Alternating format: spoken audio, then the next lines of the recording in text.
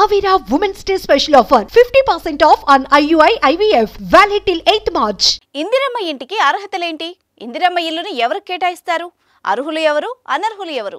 తెలంగాణలో మరో గ్యారంటీ అమలుకు రంగం సిద్ధం చేసిన కాంగ్రెస్ ప్రభుత్వం ఈ నెల 11న ఇందిరమ్మ ఇళ్ల పథకాన్ని రేవంత్ రెడ్డి భద్రాచలంలో ప్రారంభించనున్నారు. సొంతిళ్లు లేని వాళ్లకి ఈ పథకం ద్వారా ఇంటి కలను నెరవేర్చనున్నారు. ఇప్పటికే అధికారులు సీఎంతో సమావేశమై విధి విధానాలపై చర్చించారు. ఈ హామీని పక్కాగా అమలు చేయాలని సూచించారు. త్వరలోనే మార్గదర్శకాలు విడుదల చేసి లబ్ధిదారులను ఎంపిక చేయనున్నారు.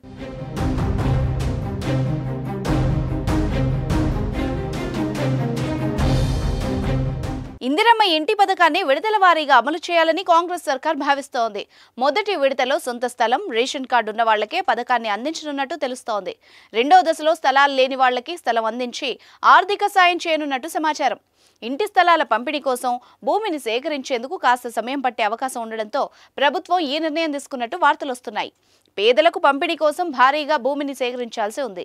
తొలి విడతలో నియోజకవర్గానికి 3,500 ఇళ్ల చొప్పున 119 నియోజకవర్గాల్లో 4,16,500 ఇళ్లను కేటాయించనున్నారు.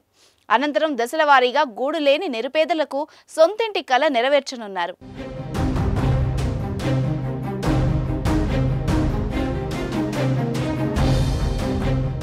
ఇందిరమ్మ ఇళ్ల పథకంలో ఇంటి స్థలం ఉన్న వాళ్ళకి అదే స్థలంలో కొత్త ఇంటి నిర్మాణానికి 5 లక్షలు ఇస్తారు. ఇల్లు లేని నిరుపేదలకు ఇంటి స్థలంతో పాటు 5 లక్షలు అందిస్తారు. 5 లక్షల్ని వివిధ దఫాలుగా లబ్ధిదారుడి ఖాతాలో జమ చేయనున్నారు. ఏ దశల్లో ఈ నిధుల్ని విడుదల చేయాలన్న నిబంధనలు సిద్ధం చేయాలని ముఖ్యమంత్రి అధికారులకు సూచించారు. లబ్ధిదారులకు అందాల్సిన నిధులు దుర్వినియోగం కాకుండా కట్టుదిట్టమైన మార్గదర్శకాలు రూపొందించాలని చెప్పారు. అన్ని ప్రభుత్వ పథకాల మాదిరిగానే ఈ పథకానికి కూడా తెల్ల రేషన్ కార్డునే ప్రామాణికంగా తీసుకున్నారు. గత ప్రభుత్వంలా డబుల్ బెడ్రూమ్ ఇళ్ల నిర్మాణంలో చేసిన తప్పులు జరగకుండా అసలైన అర్హులకు లబ్ధి జరిగేలా చూడాలని అధికారులకు సూచించారు. సొంత జాగాలో ఇల్లు కట్టుకునే వాళ్లకు ఉపయోగపడేలా తప్పనిసరిగా ఒక వంటగది, టాయిలెట్ ఉండేలా ఇంటి నమూనాలను రెడీ చేయాలని సీఎం ఆదేశించారు. గత ప్రభుత్వం బీఆర్ఎస్ హయాంలో పేదల కోసం డబుల్ బెడ్రూమ్ ఇళ్ల పంపిణీ విమర్శలకు దారితీసింది. దీంతో గత అనుభవాల్ని దృష్టిలో పెట్టుకుని లబ్ధిదారుల ఎంపిక, పథకం అమలుపై సీఎం రేవంత్ రెడ్డి దృష్టి సారించారు.